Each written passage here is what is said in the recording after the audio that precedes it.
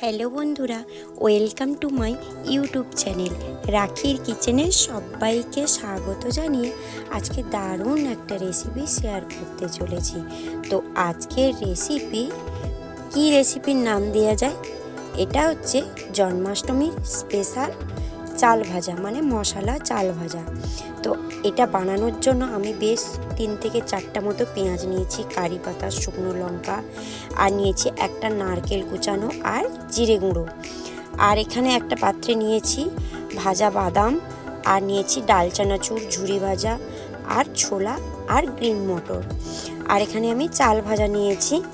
ব্যাস, এরপরে কি করব, সিম্পলভাবে রেসিপিটা আমি দেখাচ্ছি। এইভাবে কিন্তু এই রেসিপিটা আপনারা বানাবেন। গ্যাসের ওভেনে কড়াই বসিয়ে দেব, আর দিয়ে দেব পরিমাণ মতো সর্ষের তেল, আর তেলের সঙ্গে পেঁয়াজটা ভেজে নেব। এখানে কিন্তু সর্ষের তেলটা ব্যবহার করবেন। তো পেঁয়াজটা বেরেস্তা কালারে তৈরি করে নেব, মানে ব্রাউন কালার করে নেব। পেঁয়াজটা আমি বেরেস্তা করে নেব আর ঠান্ডা হওয়া অবধি অপেক্ষা করব। এটা কিন্তু ঠান্ডা হয়ে গেলে হাত দিয়ে যদি এটাকে ভাঙা হয় গুঁড়ো হয়ে যাবে, মানে খুবই মুচমুচে হয়ে যাবে। ব্যাস, এটা আমি তৈরি করে নিয়েছি, আর হাত দিয়ে এটাকে আমি ছাড়িয়ে দেব, মানে ঠান্ডা করতে দিয়ে দেব। এরপরে ওই কড়াইতে ওই তেলে আমি কয়েকটা শুকনো লঙ্কাকে লাল লাল করে কিন্তু কালার করে, মানে ব্রাউন কালার করে আমি ভেজে নেব। তো দেখুন বন্ধুরা, এইভাবে শুকনো লঙ্কাটাকে আমি ভেজে নিয়েছি। এরপরে ওই কড়াইতে ওই তেলে কিন্তু আমি ভেজে নেব নারকেল কুচানো। আমি এখানে একটা মাঝারি সাইজের নারকেল নিয়েছিলাম, আর নারকেলটাকে এইভাবে কিন্তু কুচিয়ে নিয়েছিলাম। মিষ্টি নারকেল হলে কথাই হবে না। তো এইভাবে কিন্তু ব্রাউন কালার করে ভেজে নিতে হবে, আর মাঝখানে চেক করে নিতে হবে নারকেলটা ভিতর থেকে অনেক সময় কাঁচা থেকে যায়, তাই ঠান্ডা করে একটা পিস নারকেল ভেঙে দেখে নিতে হবে। এরপরে মানে অল্প আঁচে কিন্তু এটা ভাজতে হবে, কারণ এটা পুড়ে যাওয়ার সম্ভাবনা থাকে।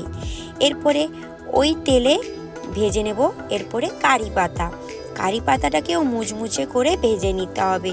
তো আমি খুবই শর্টভাবে আপনাদের বোঝার জন্য দেখিয়ে দিচ্ছি। এটা আমি মানে মশলা চাল ভাজা বানিয়েছিলাম, তো তাই আমি এটা খুব সহজে ঝটপটভাবে দেখিয়ে দিচ্ছি। খুবই বড় লং হলে তো দেখতেও ভালো লাগে না, আর সময় দিতেও একটা অসুবিধা হয়।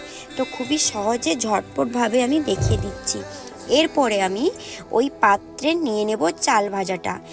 আর কি করব, একে একে বাদাম ভাজা, গ্রিন মটর, ছোলা ভাজা, আর দিয়ে দেবো ঝুরি ভাজা, আর দিয়ে দেবো ঝাল চানাচুর, আর দিয়ে দেবো আমি ওই বেরেস্তা পেঁয়াজ, মানে ওই পেঁয়াজটা যে ভেজে রেখেছিলাম ব্রাউন কালার করে, আর দিয়ে দেব নারকেল, কারি পাতা। একে একে আমি সব উপকরণগুলো অ্যাড করব। এরপরে দাঁড়াও বন্ধুরা, এখনই শেষ নয়, আমি সবশেষে কীটা দেব আপনারা কিন্তু দেখতে থাকুন।